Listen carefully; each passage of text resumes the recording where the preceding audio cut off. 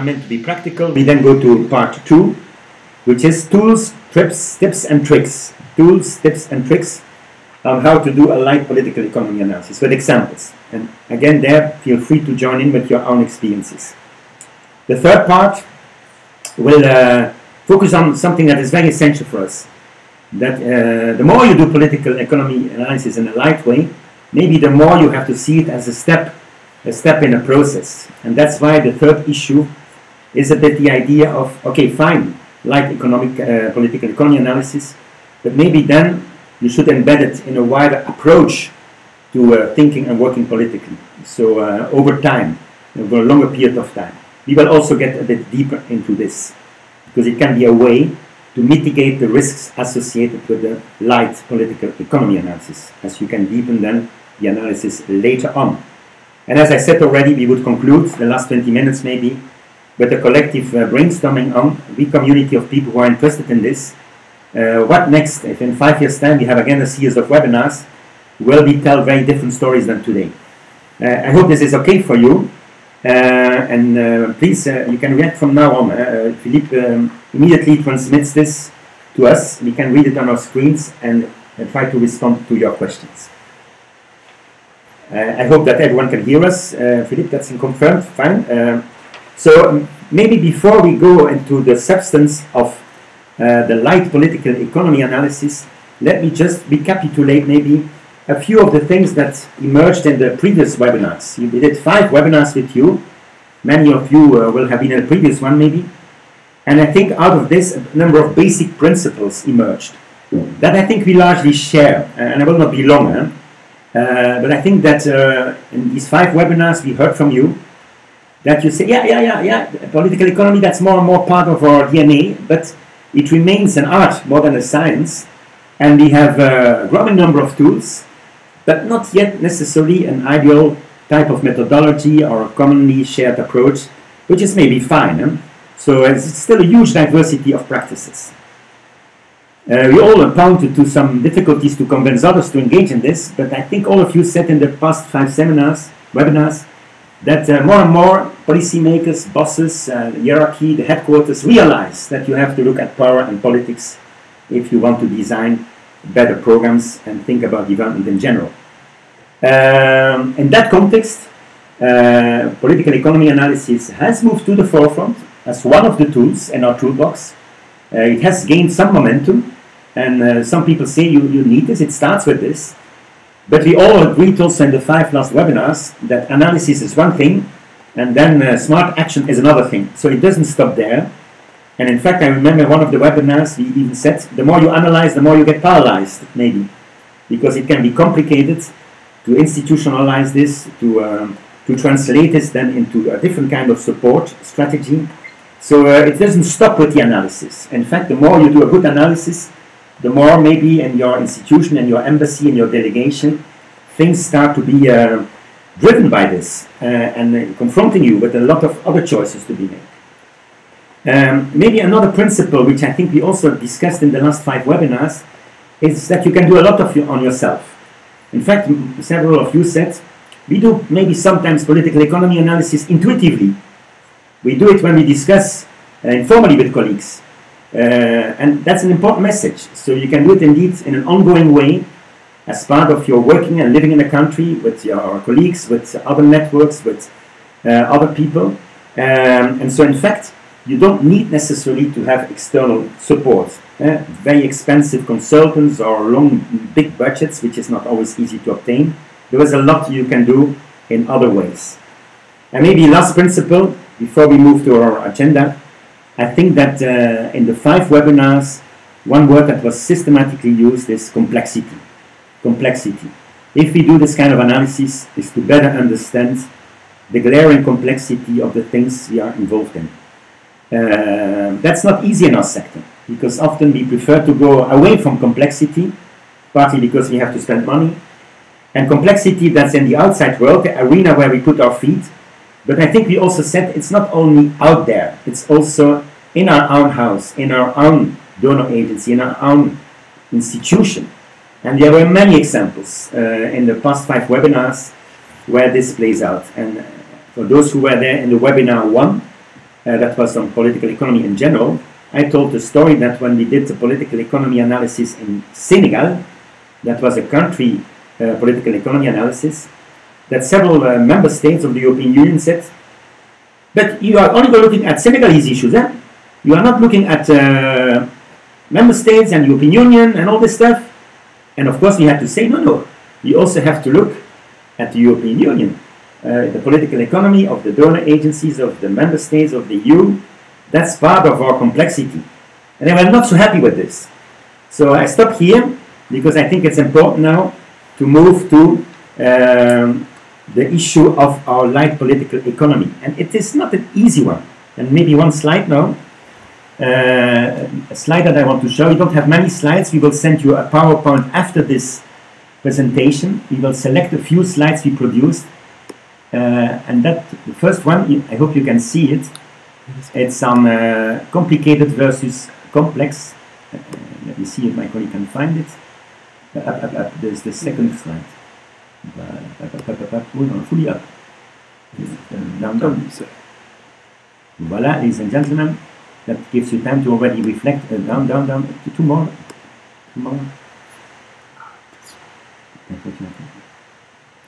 Yeah. I hope you can see it. And I think it's a very important one. You are practitioners. You also work a lot with delegations, embassies. You see the toaster. That's a complicated thing. You need also to know how to use it. But at the end of the day, it's a structure. It responds to a logic. When you do it correctly, you get your toast. You can control it. Hot, not hot. You can do whatever with it what you want. And if it is too old, you change it. And often we think development is like this, complicated. I think we are in another world. We are in the other world of the trees, which form part of very complex ecosystems. And whether they are healthy or not and flourish and do what they have to do depends on an interrelated set of factors, of environmental factors, other factors that are not predictable. There's a lot of uncertainty. Climate change is only one example. And you are in that living world, and our development work is in that world of trees, in that world of systems, complicated systems where nothing is predictable, and hence our role from an outside actor, as an outside actor, unless we work in that reality and not in the toaster, we will not get good toast. That's a bit what we think, and you think, because it's a shared view. And so light political economy, how can it then reconcile you and us and practitioners with this need to also englobe and address complexity? And I hand over now to Jan, who will start with the first part on our agenda, is to look a bit, how much space do we really have in our donor agencies to do political economy analysis, to really go for system approaches, to live in the world of trees and not in the simple world of toasters, and to try to apply it. And there your surveys were very useful, so I hand over to Jan. Don't forget to have comments if you want, and he will look at the context for political economy and light political economy among agencies. Jan, it's all yours. Thank you, Jean. We go to our first slide, so welcome to the session from my part as well. Thank you. And we thought it was useful to reflect on our own environment. Often the PE light or the PE analysis invites you to look at the reality out there. But sometimes and most often it is important also to look in here, around here. What is we looked for three issues that we wanted to find out from you, how life is in your context. One is what we called the authorizing environment. And it is what we also should be looking at when we look out there. It is, what is the hierarchy? What are the power relations that authorize external partners, for example, to do what they want to do, or the authorizing environment that allows certain actors to engage within a partnership, within an agency or within a ministry, a donor agency, a donor ministry. The authorizing environment would be, what is the politics around here? What imposes a certain set of objectives, a certain set of approaches on agents in a donor environment. And the other thing we would be looking at is, say, or that we have asked questions on, is the rules of the game out there. What are the formal arrangements within a donor administration? Are you entitled to do budget support or not? Questions along those lines. Secondly, we think it's important to ask a few questions around the purposes of the PE analysis. Is the purpose to prepare a strategy? Is the purpose to inform the choice of actors, the choice of tools? Or is it that you got stuck and that you want to find out what is the real problem around there?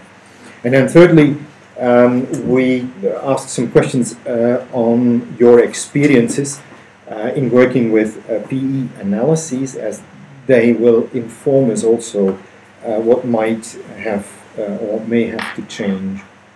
So on the first question that we ask on how deeply embedded the PE analysis is. We got 5 answers, eh? We got 5 answers. So we can't claim, let's say, a lot of statistical evidence, but certainly some intriguing pointers. On the first answer, we have one person saying that it is deeply embedded, which we thought was rather interesting, because, of course, that illustrates that at least one donor embraces the PE approach and analysis fully. And then the other, and 2 were suggesting that it only is relevant in a limited way, and 2 others were saying it's average. It was confirmed, say, by the second question: when is PE primarily used in your organization? Because it is used most often for programming and for strategic planning. So less, say, for the project identification, partner identification. The third question was about is PA mainly an afterthought? And all participants said no. So somehow it plays a role. It's not just signaling an attitude towards, say, a political economy approach. Somehow it does play a role. But then the question is, what type of roles does it play? And is it undertaken as a standalone, or is it part of the life cycle, say, of a donor administration?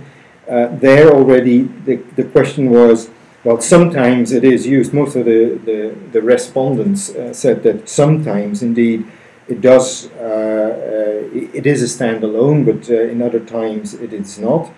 And one was clearly saying it's not a standalone, which fits with one of the respondents saying that PA is firmly applied in the organization. Interestingly enough, with the additional comments that you were able to provide, it also said that the purpose of the PA is sometimes to assess changes in the political environment. So that's experience as a reality. It's that complex environment that Jean also was referring to, with changes that you have to respond to in one way or another. And another interesting remark I thought was someone saying, I'm the only one to do it in the ministry, which is also a reality check. Many colleagues are not really, say, equipped to do PE analysis. The next question was then asking for whether these PAs are part of a broader donor approach to become politically savvy. And 3 out of 5, so 60% said no, and then 40% said yes. There was an interesting qualifier also saying that for the yes, that is, if yes, it is part of a, let's say, of a broader donor approach, it also said this is more in the discourse than it is part of management being really behind integrating PA in the life of a donor agency. The sixth question was about the constraints in working with political economy analysis, which is the next slide. And there it says, or the answers pointed out that somehow PA was somewhat diluted in consultative processes.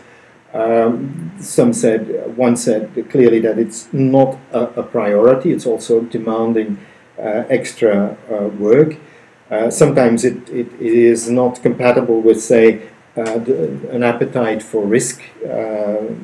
And then questions also were raised around how to communicate the findings of a PA.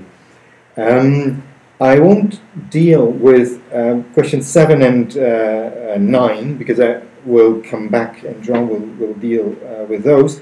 But just briefly refer to question 8, which is about how can one avoid it if we engage in a light exercise of political economy analysis, that it doesn't become unbearably light. And there someone suggested to ask additional information about the SDC approach to light PA. So that's a question that I plow back to you. So it's useful to listen to the experiences of working with a PE light or light PA. Someone else said that political will should not be an excuse, but a starting point, and that I think refers to the fact that often the lack of political will is given as an excuse not to engage in a particular environment. In a way, that is what a PA light or a light PA should really investigate. What is the type and the nature of the agency in the places that we want to work with? Other relevant information you'll find in the PowerPoint presentation, but I don't want to give you everything because we still have some space for questions and answers. But I'd like to give the floor back to Jean because he'll be drawing some conclusions and inviting you to comment on those. Yeah, indeed. We thought that before moving into the practicalities of applying a light political economy analysis with tools, all kind of tools, that it might be useful to wrap up this first part of our webinar on experiences so far with political economy analysis. And the survey confirmed things we discussed in previous webinars. And so again, thank you for those who filled it in. When we looked at the survey findings and we looked at the 5 webinars, we did our own kind of wrap-up. And maybe a few elements will be interesting that I want to put on the table. It's our conclusions, and so please, after this, we will shut up a moment and let you comment so that we can really wrap up this first part of our agenda on our environment to do political economy analysis. So 3-4 points that I would like to put on the table as our conclusions. Number 1 is about the constraints, and they are there, and our experience also in the European Union context when we work on political economy there, they are a reality and they will not change quickly.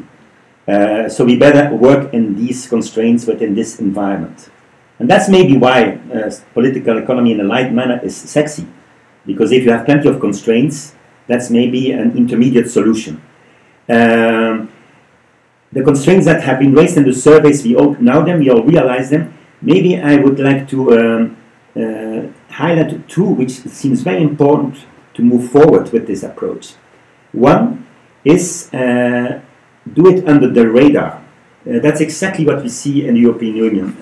As the environment is not very conducive, you have individuals who stick out their neck and do it under the radar, or in French they say par effraction.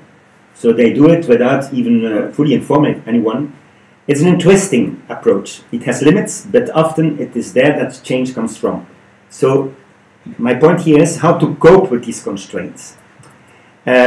And another illustration, another practical example, recently we had it in one delegation, is that, as you said also, the management buy-in is limited and people stay too much in their own domains. What do you do then when this is the case? And there I discovered in practice the importance to have advocates within an embassy or a delegation or headquarters who can really get into the arguments of resistance of the colleagues and turn them around. So without active advocates, in fact, almost Don Juan, rather than Don Quixote types, who can really seduce those who resist. It's not easy, we see often that it doesn't work, but I think it's very important to manage the constraints. That's one overall conclusion that we would like to draw and have your feedback, because it's very practical in my view. Yes, constraints are there, but how to cope with them rather than complain about their existence. The second overall conclusions we draw, and it's a very important one in the EU context, where political economy is still a complicated word. So use other tools and integrate in these other tools elements of political economy analysis. This is not to hide that you are doing a political economy analysis, but if there is too much resistance and too much associated confusion and fears when you use the word, well, there are many other tools where you can add a bit of political economy analysis flavor and get to similar results, especially if you are working in a light manner.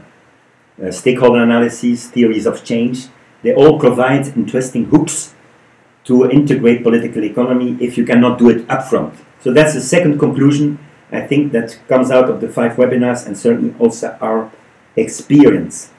And then maybe a very important point that I also would like to raise is the issue of the purpose of a political economy analysis. In our view, more and more we see in practice that often there are different agendas at play. And it comes then also as a challenge to try to understand these different agendas around a political economy analysis and to try to satisfy the different clients. I give one example. In Bolivia, the Swiss wanted to do a political economy analysis, the Swiss corporation, on what to do in a MIC, in a middle income country. And there was an agenda of Switzerland, Bern, the headquarters, because they are reviewing their policies on how to work with MICs. But there was clearly also an agenda of the delegation, the embassy, because they had been there for many, many years. It was appreciated what they did. And of course, within the embassy, there were different views on how to continue, even tensions sometimes, logically, because what to continue, what to drop. So that was the agenda within the embassy. And then, of course, you had the Bolivian agenda, where a lot of stakeholders also looked at this exercise with different perspectives. In my view, this becomes also important, that when we look at light political economy analysis, we never forget the different agendas. And finally, let me conclude with point 4, and I stop there for feedback. Maybe it's not a surprise that light political economy is really advocated by many, because if the constraints are such that you cannot do bigger exercises, too much demands on time, on money, well, then light political economy analysis might be the future. And I think several donor agencies de facto are shifting to it. And if we are honest ourselves, when we do political economy analysis, Jan, in ESTPM, we always have this question. How light? How heavy? When is light too light? And if you are interested, we just did a study on the relations between Europe and Africa. As you know, this is a partnership that is not easy to construct. So we said, okay, let's look why it's so difficult for these two continents, which apparently so many things unite, to get to a partnership. And initially, to be honest, we called it light political economy analysis. But we discovered that we should be a bit more modest. And we said that the study had a political economy perspective. So it is all about also how you then label your own political economy analysis. But the worst I think we can do is to have a very light political economy analysis and consider it as a full-fledged exercise. So well, I think maybe if you want, we stop here a moment. We move then to the second part of our webinar, the tools to do a light political economy approach. What can be used out there then. But before this, maybe, I don't know, Philippe, if there are enthusiastic reactions or questions or experiences that people want to share. Unfortunately, not orally and interactively, but hopefully by messages. The first section that we just addressed here, on your environment, your space to do this, the surveys, some of our own conclusions, which are also positive conclusions. You can do things.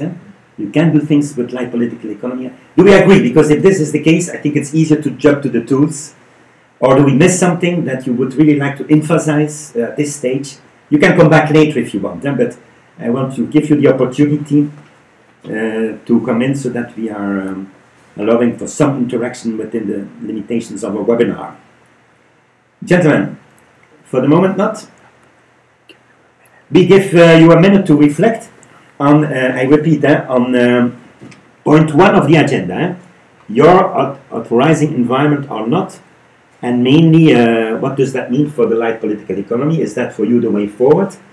And indeed some of the challenges then that you already identified to manage these constraints, like we try to do as well.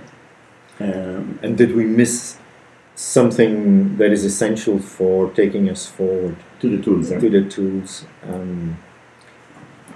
Because we make assumptions about, as we said, the authorizing environment, about the audience that is working on PE analyses in agencies. Maybe we get it wrong. And maybe there is something that we need to factor in when we look at taking the agenda forward.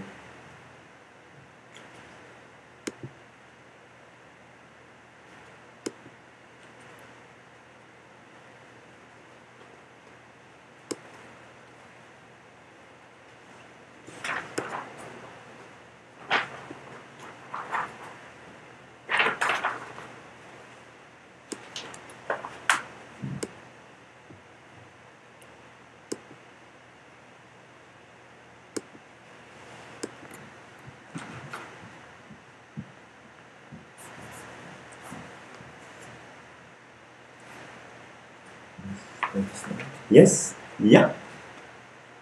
Yeah. Okay. We can still come back on your suggestions as we move on. Let me then maybe, if you agree, move to the second part of this webinar. That's the, as you can see on the agenda, tips, tricks, and tools to carry out a light political economy analysis. So we are now there in that game. We know our constraints. We will go for a lighter version. And so what we propose here is what probably also known to some of you, used by some of you. We touched upon it in some of the previous webinars. We thought that it would be useful to provide you maybe with 2 tools that are generally used when you do a light political economy analysis. I will present the first one, and then Jan can go into the second one.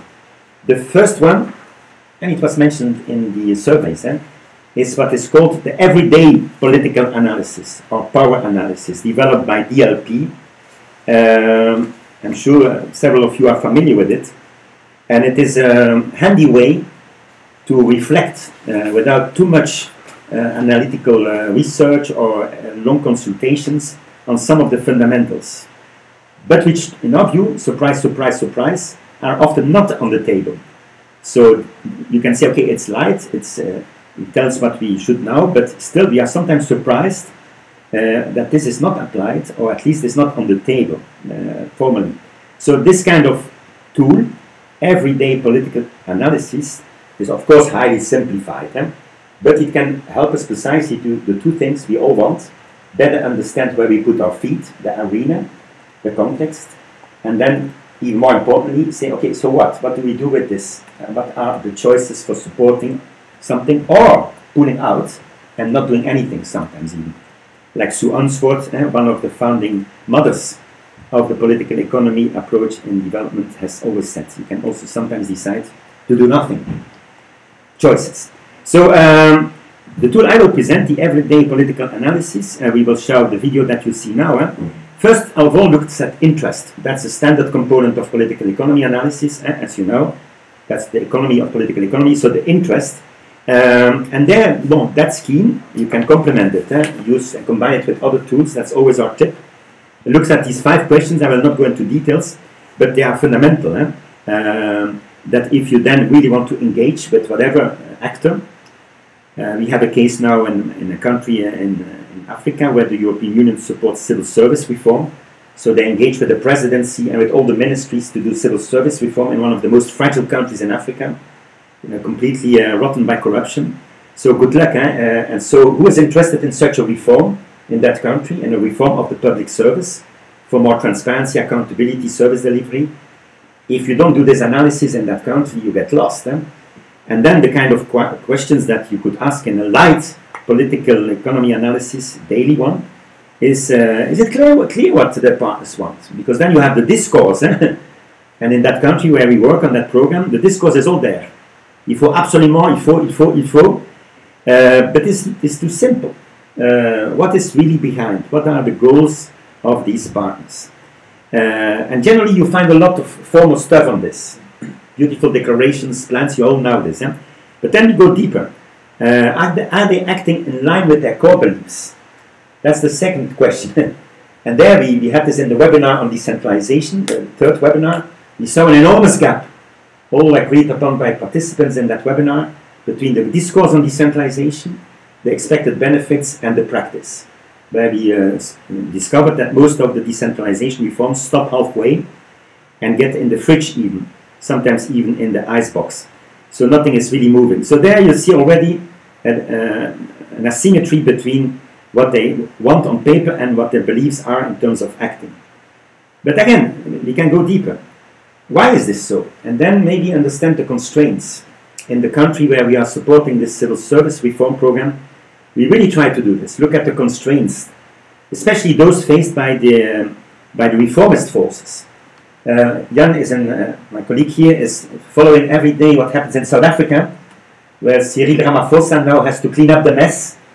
He will inevitably face these constraints. So it's also something we have to look at, including the influences that are on these different actors involved. All kind of influences, you see it there, you are familiar with this. And then, and the 5th element is really important and very often in our view ignored. The social norms that impact on this. With SDC, we also did some work on corruption. There are many others who have now said, okay, if you want to tackle corruption and you don't look at the social norms, you don't understand them, and they are different or slightly different from country to country, you will get lost. And we have many, many more examples of this, of wasted money because we did not do that basic check on social norms. Well, we have discussed this in previous webinars. I don't go deeper, but we think that in a light political economy analysis, this framework, this tool, first looking at interest, can be useful. I'm sure you are familiar with this, you use it, we can have experiences. But in our experience, many times you don't see this in the action documents, in the programming fiches. It is purely descriptive often, and these basic things are not there. I speak now more about the European Union. We got more information on formal stuff and very little on this interest analysis. And if it is there, it's quite superficial. That first tool, is not only to look at interest, that you can also do with stakeholder analysis, by the way, but it also tries to look at, but where does change come from in a given context? I'm Belgium, my colleague Jan also Belgium. Reforms in Belgium is a different kettle of fish than in Switzerland and in Austria and in other participating countries here in this webinar. So if you are an external player, you also have to understand change processes. By the way, that's where the TOC, the theory of change, also comes in. So this everyday political analysis tool can also help you. You see there the little clouds to address a number of questions. And honestly, we often had this in our work with the EU when they have to decide with whom they will work and with whom they will provide funding, that and to whom they want to have political dialogue or policy dialogue. It's not always that clear. Are we speaking to the right actors? So are the key decision points clear? Do we talk to the key decision makers? Are they isolated? I was recently in another country where they said, oh, but we have very good news for the decentralization process because we have now a very reformist minister who wants to reform, and this is a champion of change. 6 months later, he was gone. So are there coalitions of actors? You see, the 5 questions are there. Let me pick out one which I think is increasingly important and relatively new in understanding change, is whether the framing of the issue is likely to be successful. For me, that's a relatively new field that is opening up in our sector. It is there in other areas, in politics in general. When you work on sexual and reproductive rights and you don't work on framing, you will not get very far in our European countries as well. Politics and democracy is all about framing. What happens in Catalonia is a big fight about framing between the different parties. They fight for the audience, for the framing. In developing countries, it's not different. If you are supporting reforms, what about the framing? What about the framing? And do we understand this issue of framing? And how can we also, as an external agency, contribute to a framing that can work? So understanding change, I hope this is also relevant for you. These are 2 simple tools. They have limits, but as we said again and again, often they are not used in our experience, or they are used only by individuals. They are then not taken further into the process, and it remains with individual insights that are not institutionalized. While in our view, this simple tool can, at least in a light political economy analysis, a bit strengthen our foundations, our understanding of interest and change. It can again be combined with other tools, stakeholder analysis, your theory of change, power analysis. But well, in our view, we advocate always in a light political economy analysis to look at whether this can be useful as a tool. If you agree, maybe a few methodological aspects. When you use it, of course, it's not yes and no. Many of these questions do not lend themselves to yes and no. Why? Because we are not with the toaster, we are with the trees, you remember? So it means that maybe you cannot answer all the questions. But that's not a problem. That's precisely, and we will see this in point 3 of the agenda, where you need an approach, a political economy approach over time. You can very well say, okay, let's start with this light political economy analysis to have a basic photography, a snapshot, not with very sophisticated pixels, but at least you have this. And the gaps can then be used precisely to say, okay, maybe later on we can focus on this. And Jan will come back on this. So this kind of light political economy analysis with this tool is not an end product. It can be an intermediate product, a first snapshot. You are in the sunny spheres, you see the broader picture. You can later on go into the more darker parts if you miss information. But as a starting point, Jan, I think that it has been successfully applied. Also, Jan is participating in the work group on thinking and working politically. That's a community of people who think about political economy. And this is one of the most appreciated tools also in the philosophy of a light political economy analysis. Yes, indeed. I think you put that nicely. So we thought it was appropriate to have an easy to use tool to begin with. Interest in change. Yes. So with 2 concepts that seemingly are simple, but then gradually it takes you to a deeper level and a deeper understanding. The slide that you haven't seen, I'm now talking about the second tool, but the previous slide, and you'll see it in the presentation that we'll send you, also already starts to open up from a light approach, departing from a light tool, if you like, to a more comprehensive set of questions. The second tool, in fact, is exactly about that. It is about starting in a relatively light way, but offer a modular approach. You can make it, you can turn it into something more comprehensive as you move along. Because in many cases, insight comes in a gradual way, so you don't know what you don't know in the beginning. So it's very hard to establish what is your analysis, how should it look like. The unknowns are maybe too heavy, but a good start is what we called the workhorse framework. With all the tools that we have looked at so far, and there is a bewildering amount of political economy tools out there. But with all those approaches, they all stress three components, and you may call them lenses, three lenses that are essential to these tools and to the framework. It somehow points to structural factors, to institutions, and to actors or agency. Again, I don't have to dwell on this for a long time, but I will just repeat the basics. I also talk about three steps. So there are three lenses and also three steps. Step one is really the use of some basic questions around these three lenses. Step two then is a reflection on the question that is probably the most frustrating question, the question that comes back all the time, so what? And thirdly, it is providing you some suggestions. As I said, it's a modular approach. You can change the model, the module, and add a few lenses. So let me take you very quickly to step one.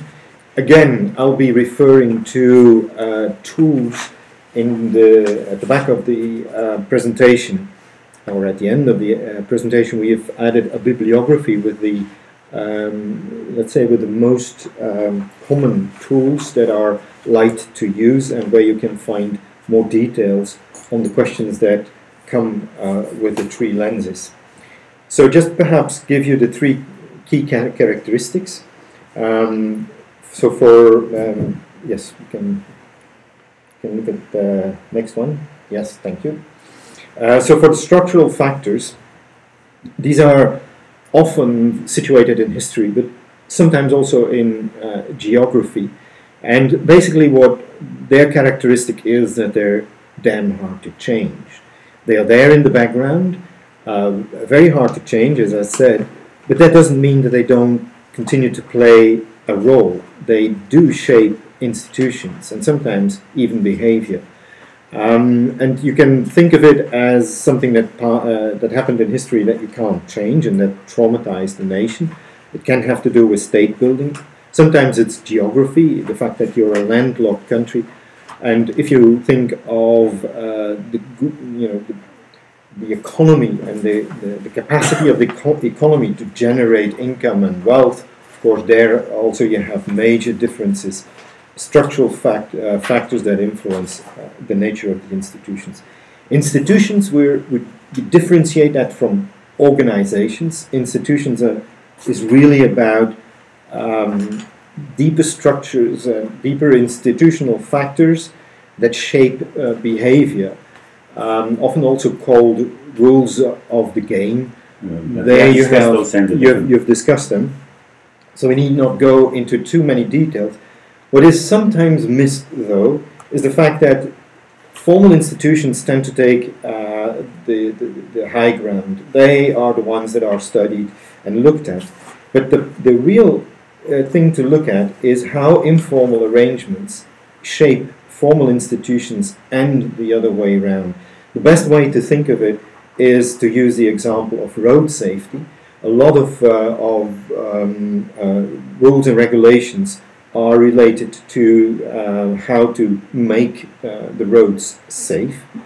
But if they don't interact nicely with elements like culture, norms, then these rules often are not effective. And then again, it's hard to grasp aspects such as do citizens comply by rules and regulations or not, that make a lot of difference for the formal institutions, because if they don't, you need additional institutions to to enforce compliance by citizens.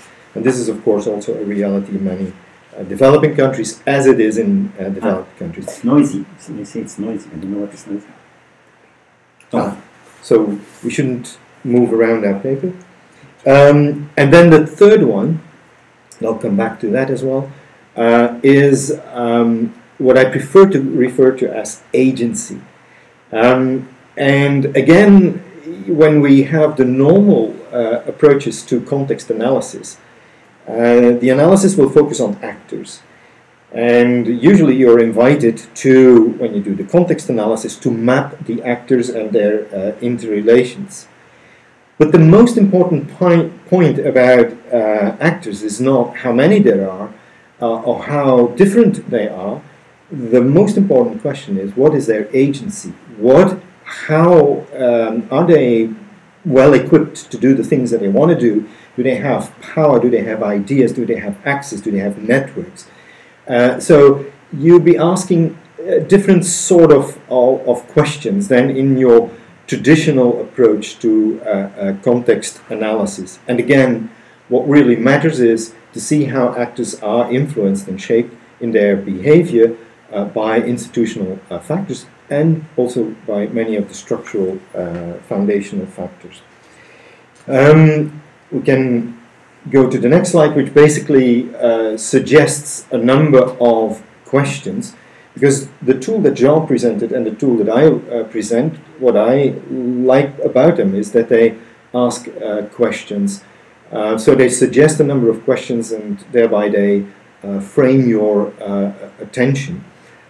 Again, I don't go into detail because they are very nicely listed in a few of the tools that you find in the literature.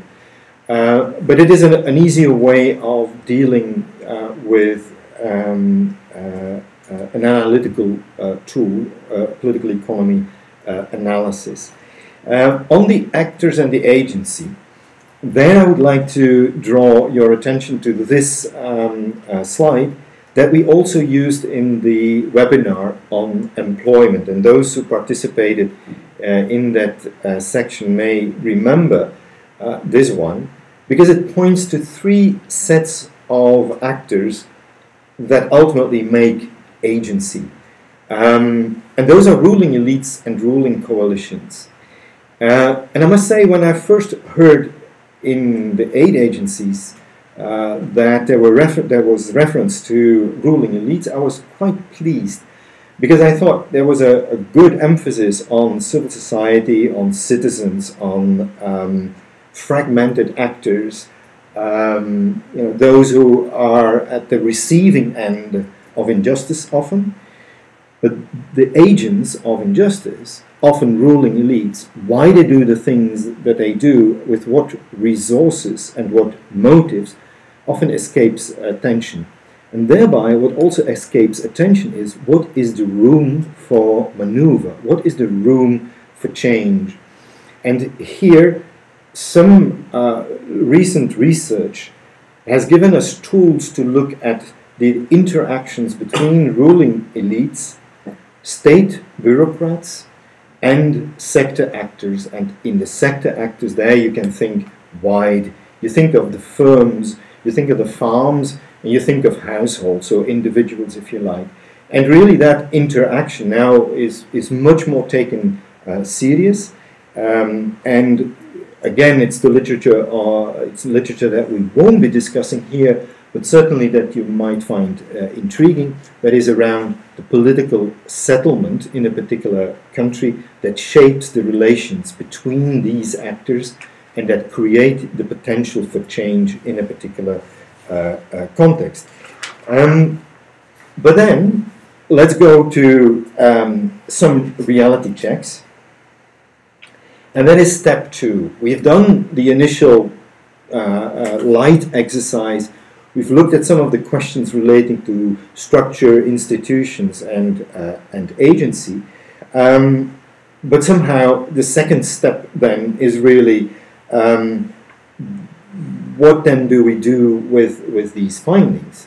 And there, the step 2, the reality check, is really about, given the PE realities, as identified in step 1, is the context conducive to the envisaged changes that you envisage or of your planned intervention? A second question that relates very closely to that is, does the reform space allow for radical and transformational change, so radical changes, or is it more about incremental changes, or no change at all. And then comes a third reality check. Is it impossible for you to answer these questions? Because then you come to the second reality check, in the step 2, that is, depending on these answers, and that's the next slide.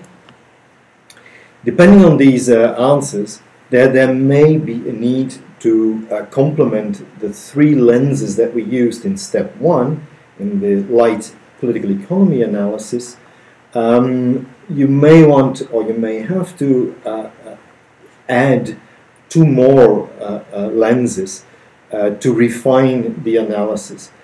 This is merely a suggestion. This is not obligatory, but often one lens that helps understand better the interactions between your various agents and the interaction between the institutions and the agents is the lens of the sector. That you look more carefully at the interactions of the various actors, the 3 sets of actors in a particular sector. So this is the basic, this is another representation of the 3 lens framework that we use. For the light one? For the light one. And then the next slide is with the additional lenses of sector analysis, if you like.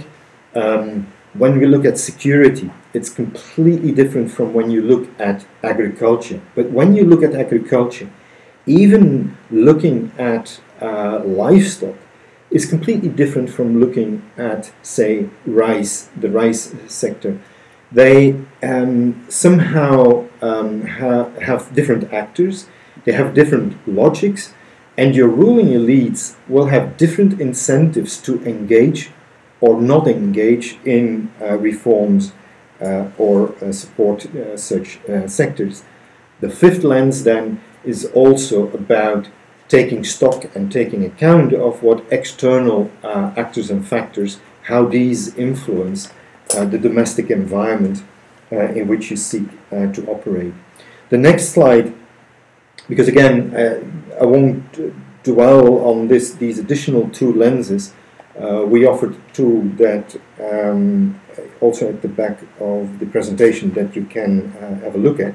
But just to give you an illustration of, or an example of how a next step of analysis looks like, and also which is an illustration of what Jean referred to as the framing, the presentation of a problem, whether it talks to a particular audience or not, is fairly important. What you're looking at is a graphic representation of the energy sector in South Africa.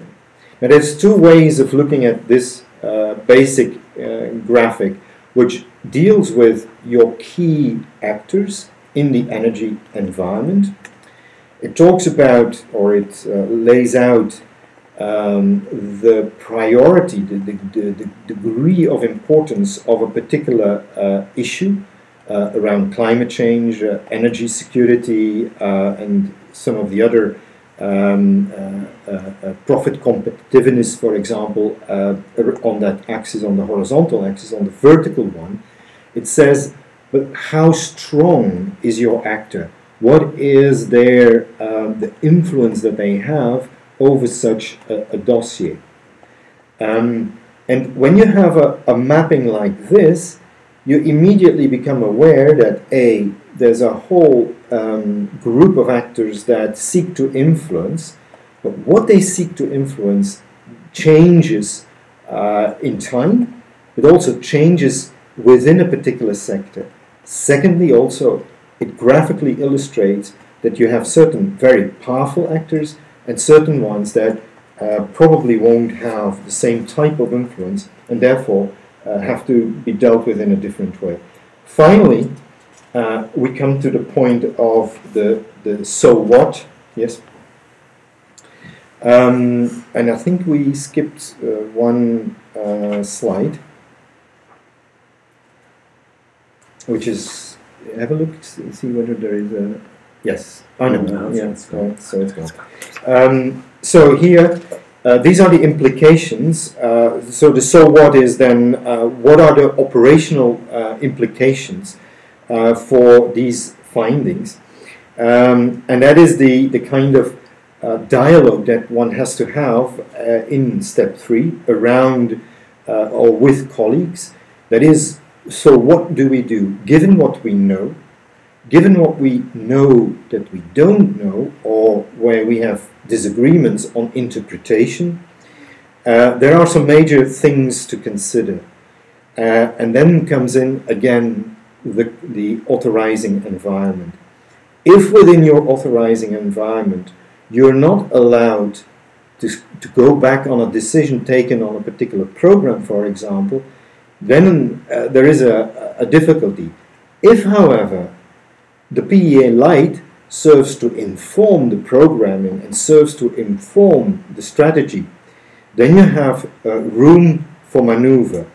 You can, if the findings encourage you to do so, you can alter the program or the strategy. You can you can adapt it to a particular context. But it may well be that you can also alter the environment in which you operate, that you can alter, say, the incentives for certain key actors to do in a way that you agree with your partner that the direction is compatible with the objectives that both of you accept. A third a third implication can be that you say, well, maybe this is not the right intervention to undertake, or this is not the right partner to engage with. A fourth can be that you just say, well, the timing is just too early, not right, it's too early, or we come too late, the opportunity has gone. And then finally, and that's often very difficult, and certainly if your authorizing environment is set to do a particular number of things and has promised to do so, then it will be very difficult, but still it is something to consider, that is abandon. You may have to just not do what you had in mind. Yeah, maybe I can take over, but I have to go back to the previous slide, and please don't forget if you have comments. Let me go back. The slide has disappeared. No, it's no problem. We will go to this one. Let me go back to maybe before we go to we go further with our agenda. Let me go back to this idea that Jan said, the final step in light political economy analysis in a workhouse model. That you then say, okay, we have the analysis here. It's on our desk. What do we do now? And I have a recent experience in an EU delegation where they really were committed to promote local development, local actors, local authorities, the local public sector, because they said that's where we have to intervene now, local level, the local level, the local level. We have been too much with our money and our dialogue at central level. So there was a clear commitment to analyze the potential to work more at local level. Footnote, ISTPM is involved in at least 3 or 4 countries where delegations now have made this political choice to go more local. And in these 3-4 delegations, they accept also the need to analyze the essential elements of going local, which means looking at decentralization, looking at the local arena. In fact, they use these kind of tools maybe have been proposing to you in a light political economy analysis. In fact, we had to do in that country a light political economy analysis of decentralization and of the local environment for local economic development. Light because we had very limited time, light because there was very limited budget, and so on and so on. So we relied a lot on secondary sources, like some of the surveys also said, but we tried to do something. And in that country, we were helped by the fact that another donor was also involved in a political economy analysis on decentralization. So the 2 exercises combined gave the same conclusions. And in fact, the conclusion, not to be too long, was very clear. Good luck if in that country you want to go local. Because the government is very centralizing, has always been like this since the beginning of the independence. The current regime even more centralizes, yet they have the discourse of local development. And after 30, 40 years of centralization, the local level actors are quite passive. There was not much agency there. And yet, while this was quite a negative and sobering conclusion, everyone said, but if you want development to happen, if you want jobs to be created, if you want to have less centralization in 10 years' time, more local agency, that's the way you have to go. My goodness, what a difficult analysis. So it landed on the desks of everyone in the delegation, and they had to decide, Jan, on the so what. What do we do with this analysis? And when I then look at the points that Jan raised in that delegation, each of the points was a real problem. Jan says, if you have this analysis, you have to decide on the so what, and it's not easy the road forward, so you have to discuss and make choices. You need dialogue among your colleagues. Well, I can assure you, in that delegation, dialogue was the most difficult thing to get organized, because everyone had a different view, and the hierarchy particularly. So it became very difficult for the task manager to bring even people together. And if they were brought together, the dialogue was very difficult. And well, we as external people were there, but it's a very uneasy situation also. So dialogue was difficult, not because colleagues were not nice, but because they had different views on all the issues that Jan discussed. And that's where light political analysis gets into the real world of the institution and the agent. The dialogue was difficult. And why was the dialogue difficult? Because people had very different expectations and formats in their minds. I give you only one. Experience has shown that if you want to empower local actors, you have to fund them. You have to engage directly with them, especially with local authorities. If you then don't want to do this, but you want to give budget support, then you reinforce the hand of the central government. And that is like Brexit. You cannot have your cake and eat it. You cannot enforce and empower local actors and then centralize your money and your dialogue. Ça va pas ensemble. But to put this on the table, that was very difficult to digest to some of the actors, particularly in the hierarchy, who love budget support, to put it simply, and who above all are afraid of anything else, because they say, we don't know this. Maybe we will not get anywhere. I don't know if in that country you get anywhere with budget support, but it shows only how difficult these discussions are. And so all the choices to decide what to do with the analysis in that concrete context proved to be very difficult. And then a second experience, precisely because this is generally difficult, I think the EEC is now developing a more sophisticated approach to say, let's not stop at the tool, let's not stop at the analysis, because then it becomes really difficult. Let's also imagine how we can then support the internal process within an agency to find a compromise. Because we realized in the EU also that yes, analysis, yes, report, yes, please discuss it, it's not enough. And so they are now developing, particularly in the field of decentralization and local development, a more sophisticated approach where delegations can also be helped to decide, so that you don't assume that automatically these 4 or 5 people will agree. No, that requires a process. And a very practical process. You don't discuss yes and no, you discuss, okay, what are the problems? You don't know your entry point. Well, let's find an entry point. We don't agree on the outcomes that we can achieve in this risky thing. Let's agree on realistic outcomes. We don't know exactly which actors we want to work with. But let's look at these grids and let's make choices. So you accompany the process of digesting and using the analysis. I think this is a new generation of approaches, which is very helpful, certainly in my experience, because then you can overcome the classical blockages you often have when an analysis is on the table and then it gets stuck. For all kinds of reasons, good and less good reasons. And if you then don't have any approach, and that's what we are now trying to develop with the EEC, we call it a more sophisticated navigation tool, so that you can use the analysis. I look a bit at the time, so let me maybe then go indeed to the other part 3 of the tips, tricks, and moving from analysis to approach. I think we have already given a lot of tips and tricks. So with tools and with other things, let me just give you a few pointers and a few examples, also from our own practice. As we said many times, you can do a lot by yourself. We are always surprised how the potential of some delegations, we speak mainly of delegations, the knowledge, the expertise even of sector colleagues is not tapped efficiently. It's of course not easy to get this out, but a lot can be done. I will never forget in Guatemala when I was there for an evaluation, and one issue was completely stuck, and I talked about political economy, and the guy took the initiative, well, why don't you talk to all the people on this, because maybe we can... And after 2 hours, we got a lot out of it. But they had never put together such a kind of informal talking group or whatever. Very simple things can often work, especially for internal dialogue and exchanges.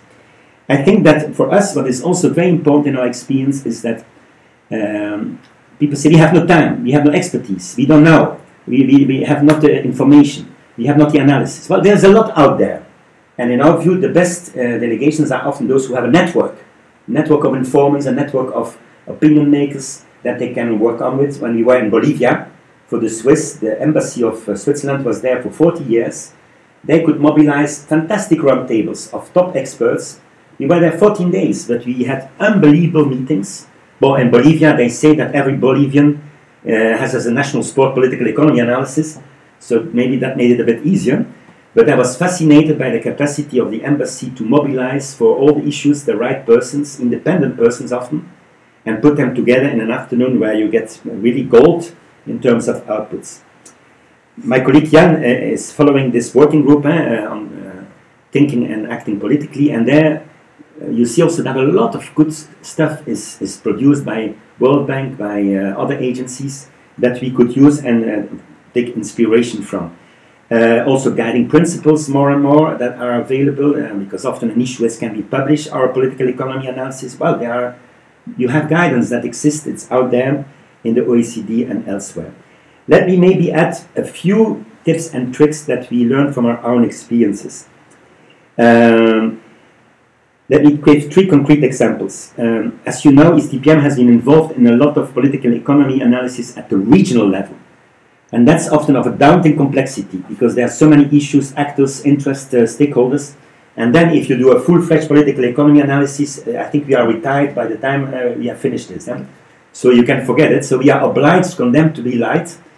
And then I think our colleagues systematically use 3 rather than 5 lenses in the beginning. Then when the interest was generated, trust was built, people were more confident. When this happened, with a light political economy that doesn't scare off everyone, you could go deeper into sectors. So they played with this idea, let's start with a small agenda and let's move when we have the conditions to go deeper. I think that was one trick. And they did it, for instance, in the CEAC, there's the regional body in Central Africa, and the CEMAC, where you have these 3 regional bodies. And they are there, they duplicate each other, no one really knows who should do what. Well, if you put like this on the table, you will never get anywhere. So we tried with some basic questions to start the process, to get the ball rolling. And I think that was for us also a tip. Start with a few questions, get the ball rolling, don't embrace the whole thing. As I gave already the example of overcoming the internal constraints of donor agencies by a dialogue, but an organized dialogue.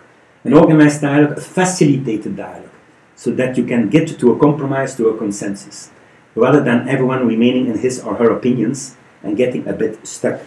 I think that was also for us a good experience. Another trick that we learned was in Morocco, in the Morocco delegation, where they wanted to work on a very political issue. It was about how can we fight radicalization in Morocco, because a lot of Moroccans who commit terrorist attacks in Europe come from Morocco. So the delegation said, but we have here so many tools, so many things.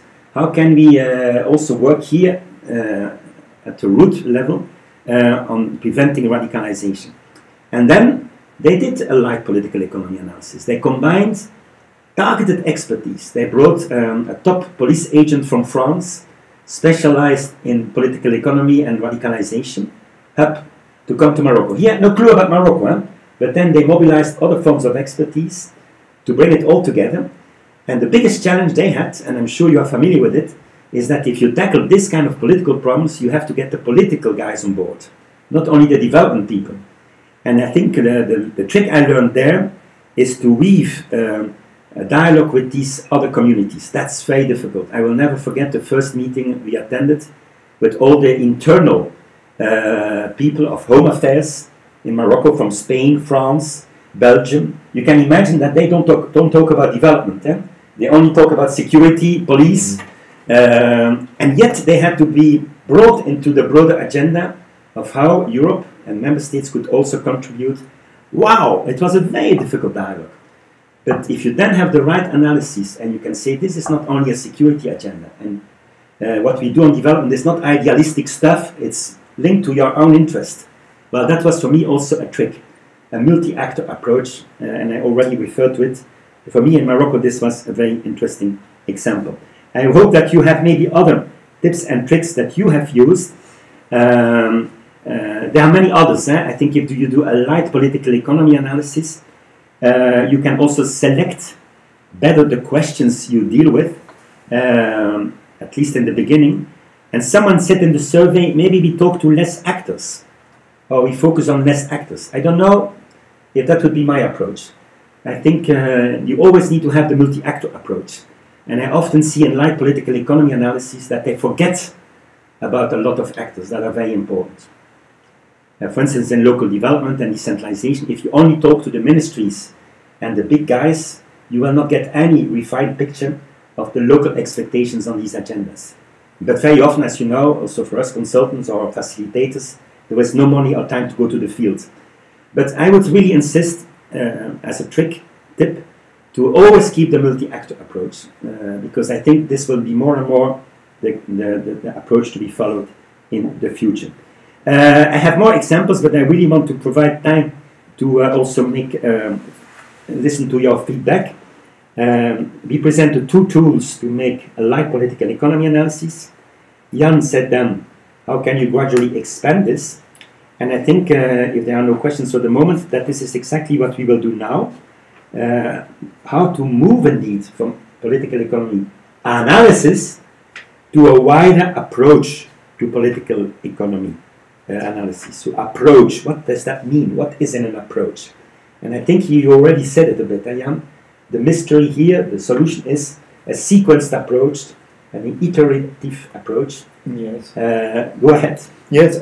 No, I think, Jean, again, thanks for laying out the road for a further discussion with the group, if you like, because it's exactly this. The PE Lite helps you to kickstart a number of things.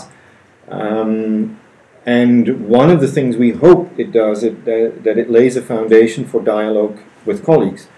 But more importantly, that it helps you identify a number of stakeholders with whom you test out ideas. Ideas about strategy, programs, tools, but also the objectives, the kind of nature of, or the level of ambition that you set yourselves as external agents. Concerned about development, poverty reduction, and now it's the whole package of SDGs. But at a given moment, in the confrontation, let's say, with reality, you'll have to loosen up. You may have to compromise on the framing. What is it that you will be going for? Who will you be going for? There are trade-offs. What is the nature of these trade-offs? Your light PE, your light political economy analysis gives you a particular analytical output, if you like, but then it has to turn into a process. At a given moment, it also will be old-fashioned, it will be outdated, so you'll have to update it. So these are then the other steps that need to be made. So from light PEA, you gradually will move into a political economy approach. As Jean has indicated, there are a few communities of practice. One is the group called Thinking and Working Politically, which is in fact all your I call them niche players, all your experts working in agencies, but also your political economy experts, whether they are academics, whether they are working in think and do tanks, whether it's in the south or in the north. It's a very tolerant community and very focused on the so what question. Once you've done a bit of analysis, then what? And learn from that experience. I've added the reference to the manifesto of that group, but also you can have a look at the website to see whether this is a community of practice that may be of interest to you. But the point basically is you can't do it on your own. At a given moment, you have to move a little bit beyond the light PE approach. Our questions to you for the final session, and I think Jean was going to use South Africa dialogue as an example. As an example, yes, there's one example indeed that we as a partner with the European Union and the South African government were invited to, and which is an illustration of this. You start light, but then gradually you have to do something more than the light political economy analysis. We were invited in to help with a discussion on where do we go with the Southern African Development Community, which is a regional organization in Southern Africa based in Gaborone. And so we start off with an analysis of course, what the SADC and the EU seek to do, what the role is of a big player like South Africa, which is called in many places a hegemon, so it's weighing very strongly and heavily on these relationships between poor partners in their relations with the EU, but there you have South Africa shaping very much the outcomes in its favor in on many dossiers. And so we were looking at how can we stimulate a more frank and fruitful discussion. And the first discussion was okay, but I can't say it was really engaging in a deeper way. But from that exercise, there were other participants who who pushed us to move beyond our light analysis. And that involved the African Development Bank, and it involved the Swedish government, who started to talk to us about a more mature analysis of regional organizations, because, and it won't sound as unfamiliar to those who are engaging with regional organizations, the Swedish government was confronted with a lack of outcomes in their work, in their engagement, in their support of, or their partnership with regional organizations. So they put some more resources on the table, which allowed us to do a more in-depth, fine-grained analysis of regional organizations. And now the World Bank has asked us to look at one particular sector and regional organizations, which deals with regional water management. So again, looking deeper at something that is very conflictual, but also potentially very developmental. And in a way, if you would have stopped us, let's say, after our PE Light, what that we did initially when Jean invited me to talk about EU-South Africa dialogue, that was a relatively light analysis. If we had stopped there, we never would have been able to move somewhat deeper, where we have somewhat more impact in the moving from theory to practice, if you like. So that is one example that is not driven by design, but in a way by being open for the opportunities that there may come and that there may arise after the first steps that you have done, however light they may be. But it surely helps to be open to the other steps that you might have to make. So certainly don't frame yourself for disaster by thinking once a light PA has been undertaken, that's where it ends. Yeah, but I'm happy you give this example, because it re-emphasizes what we try to say here in this short webinar, that if light political economy analysis is probably, in most cases, because of all kinds of constraints, the way forward, it is okay, provided it is complemented with an approach that deals with the so what questions, so what, how to deepen the analysis, but also so what, how to use it and build consensus in an agency that you can effectively integrate this analysis in your programs, in your strategy, in whatever you want to use it for, overcome that resistance that is likely to even be higher to use the analysis as compared to making the analysis. Because that's certainly our experience in the EU. There is openness to do it, especially if you are an engaged individual.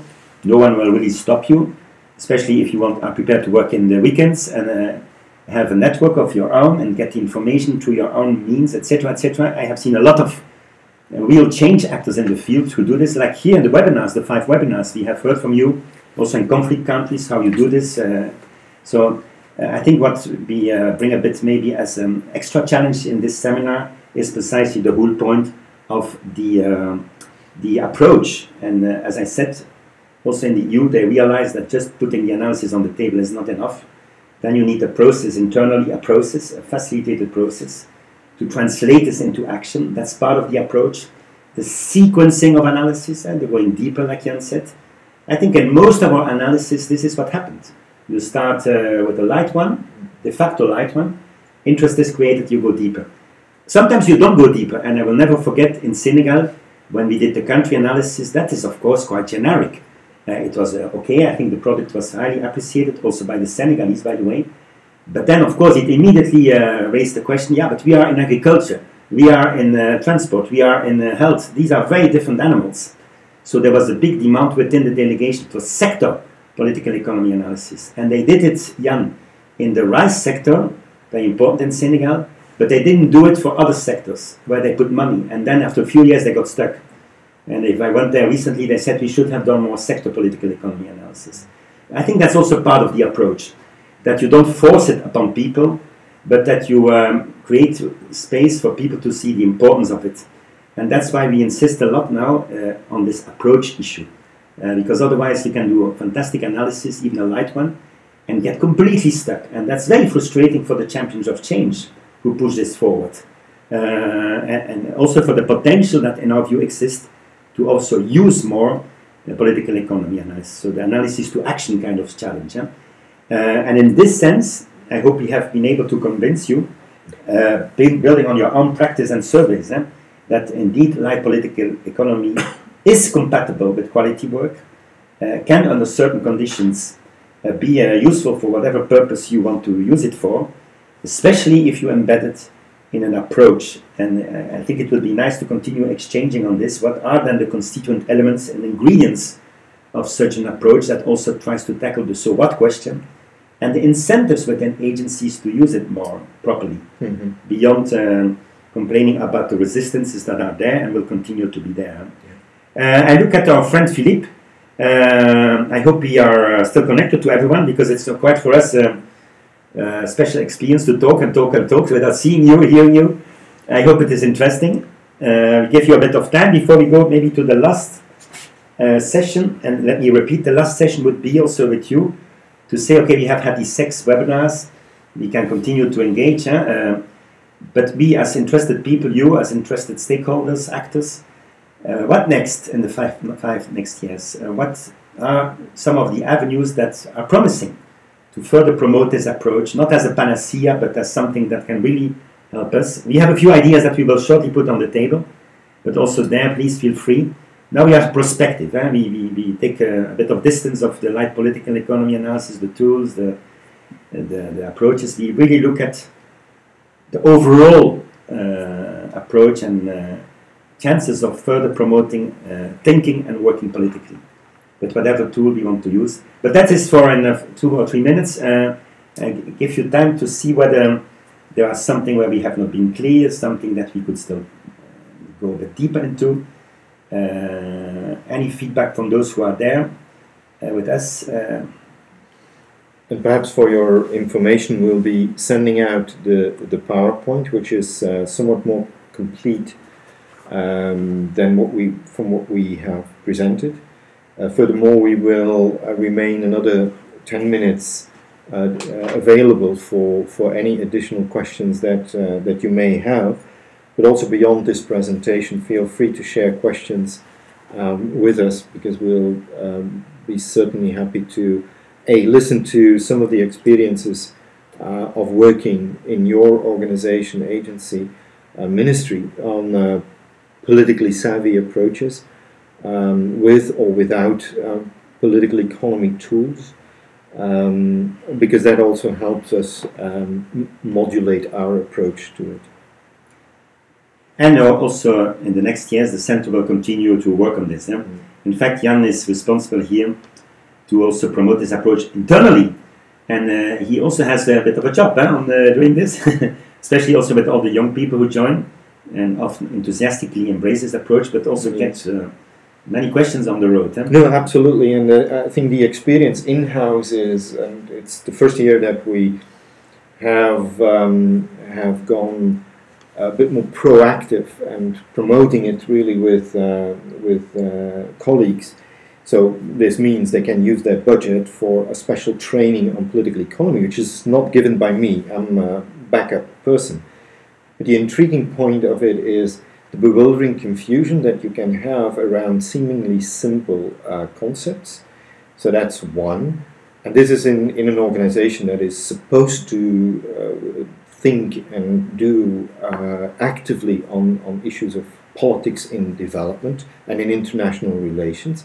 So even here it is a task. Secondly, what is also humbling, if I may use that word, that is that the experts also don't agree often on the analysis and the findings. And I think it's healthy, because isn't that the essence of working in a complex environment? And where I think, I'm nearing the end of my career, so for me it's also a moment of reflection on looking back on what I have learned from the experience.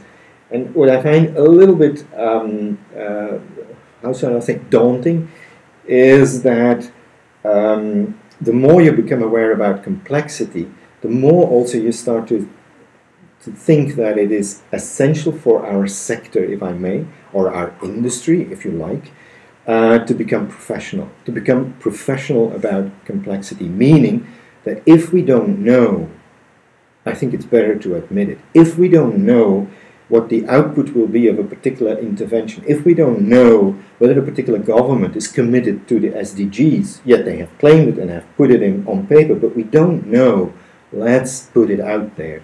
Let's try to be curious and try to figure out where is the agency, where are the actors in developing countries, in middle-income countries, the low-income countries, where are the interests and where is the agency for external actors to move on a joint agenda that somehow is developmental.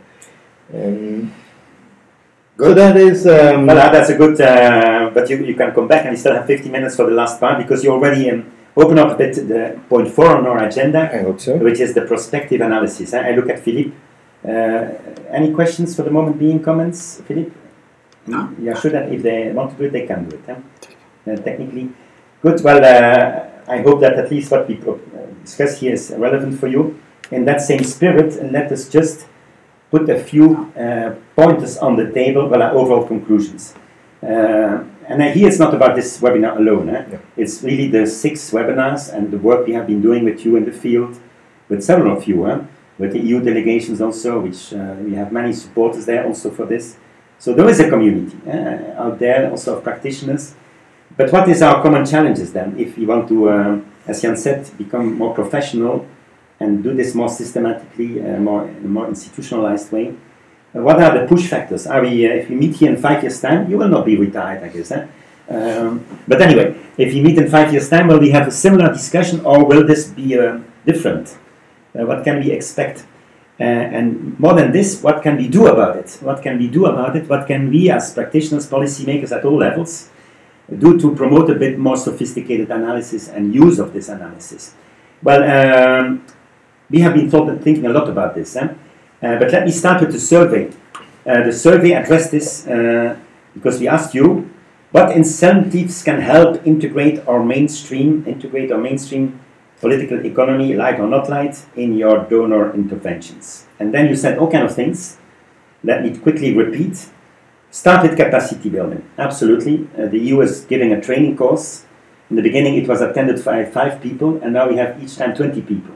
And it's about this. It's about analysis, using the analysis. And honestly, most of the actors attending this training course are people who are not only good administrators but are interested in change. And it's fascinating and exhausting training, by the way, because they are very excited about it. So I think that's a common experience. Someone else said, make political economy part of the checklist for project appraisal.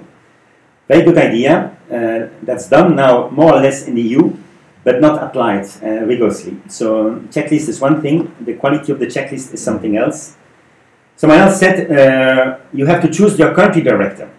Do you want a development person or a political person? Ideally maybe a mix. It's a very important point, because if you don't have your leadership with you, it is not easy. But in order for this to happen, but it's not an easy one. I have met ambassadors who are very political, but who don't want to risk anything, because they want good relations with the host country. But you have then very political ambassadors who say, bon, here nothing moves, let's be political. So you have a bit of everything, but it's a good point. And then, of course, you plead for growing institutionalization within the organization, more interactions, more dialogue. I think that's the approach we advocated, an organized dialogue on the so what. And then a point that I really like, someone said flexibility. Flexibility to adapt interventions to the outcomes of the political economy, even in a longer term framework. That's a fundamental one. And our whole systems are not geared to this necessarily. But if we can work on this in the next 5 years, as you know, in Europe now we are preparing a new budget for the next 7 years, 2021-27. Flexibility is the key word, but they mean mainly flexibility and using the money, not necessarily in adapting interventions. So let's see if we can also adapt, like bilateral agencies, the procedures. A lot of people push for this in the EU, but it's not an easy one. So these are your inputs.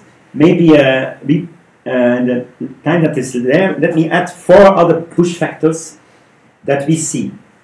They are not completely different, but they are aligned to your suggestions. First of all, and I hope you share this in your experience, we feel that while PAA, political economy, was focused on donors, we see a lot of interest among country partner actors, more and more. I'm part of African networks, and there I see researchers talking about this. I see local actors talking about this. I see local civil society organizations talking about this. So it's no longer a pure donor discourse. It gets more and more also the interest of the African or other stakeholders in different countries. It's a shared kind of mindset more and more. It's maybe not yet at the same level sophistication as in the donor world, but we see a lot of interest and internalization of this thinking and working politically at country partner level, at regional partner level. So it's moving, and that's good because it's not perceived then as a donor toy. It's rather seen as something on which you can engage. We think it's very powerful. It's yet not very structured. It's not easy to really build on this, but each time we have tried, and by the way, also in that country that I mentioned, where European Union, a very fragile country, is supporting a civil service reform program. I was there a few weeks ago, and we put the political economy on the table, and it was the most discussed item that you can imagine. We said, oh, they will not accept it, they will refuse it. It was the topic number 1, even in the coffee polls. So we were afraid to put it on the table, and they jumped on it, the local actors.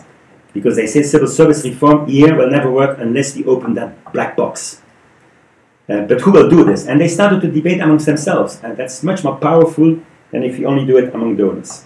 So the power of the country actors, the local actors, the partner actors to discuss this. The second push factor, I think, is maybe paradoxically the multi-actor partnership agenda of the SDGs.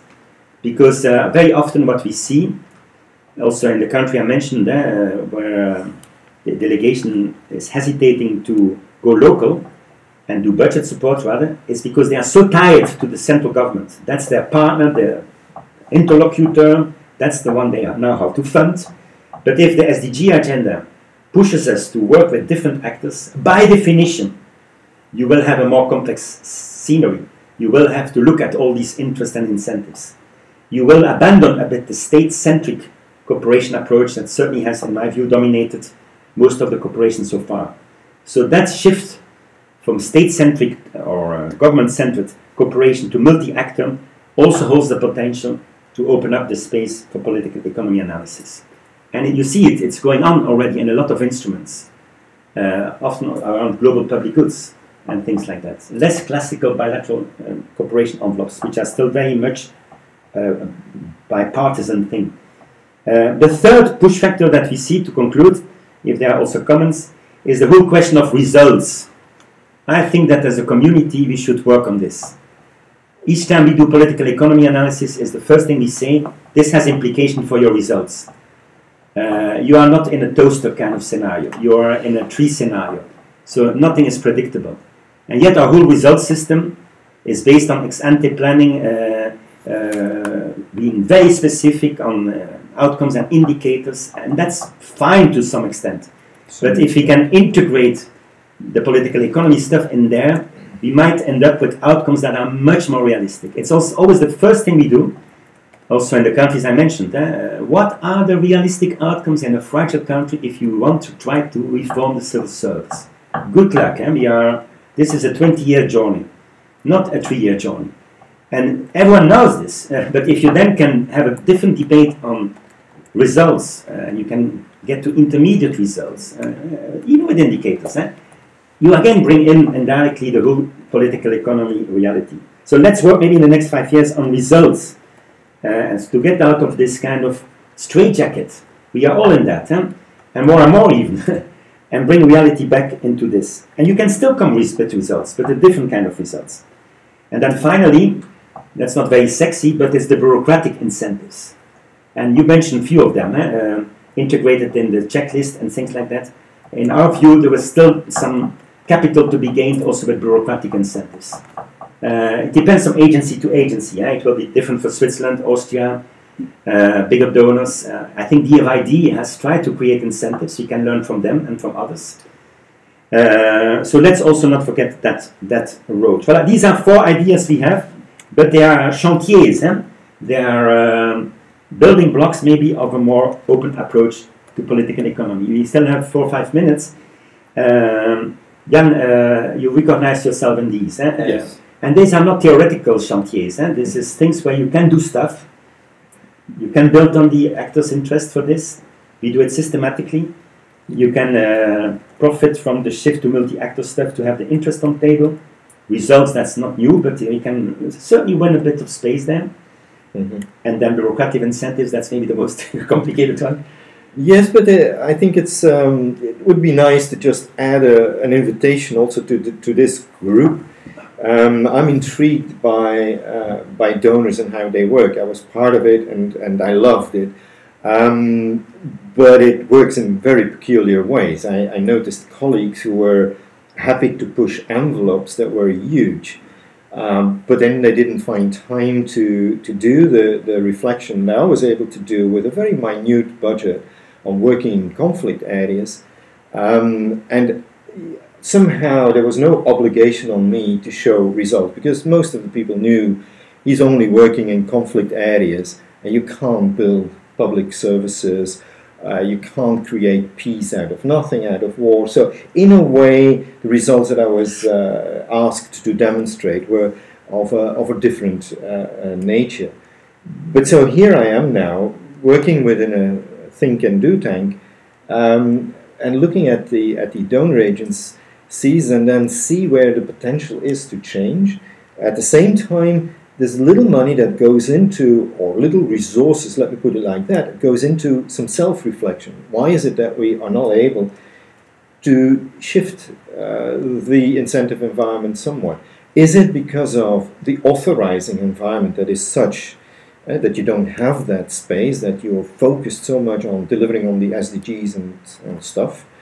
There was once an analysis, political economy analysis of a donor agency, i.e. SIDA, so the Swedish agency by Elinor Ostrom, so a Nobel Prize winner. So I'm really intrigued, is there some scope for that reflection? Because probably it will create a platform for also improved practices out there. But that's triggered by the 4 points, that the push factors that Jean mentioned. I'm curious to know about your... Well, let's take maybe the last 5 minutes because we started also a bit late. It's our fault. But of course, it depends of if you have comments, questions, feedback. We can also do it in another format after the workshop, like happened in several webinars, because it's a format that is not really is easy for interaction. But if you still have a moment, that would be nice, because we are not trying here to say, okay, we need to start next month a new series of webinars, but it's more to see how we can join forces around some realistic chantiers, including for light political economy analysis, to amplify the space. So maybe give 2 minutes for concluding remarks, and otherwise we will conclude you without seeing you. But anyway, I hope it was useful. And we have still a little bit of work in the next 5 years. In environments that may become more lenient and open. Okay, Philippe, you are our watcher, our comment watcher.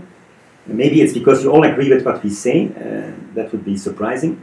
But anyway, so last opportunity to provide comments.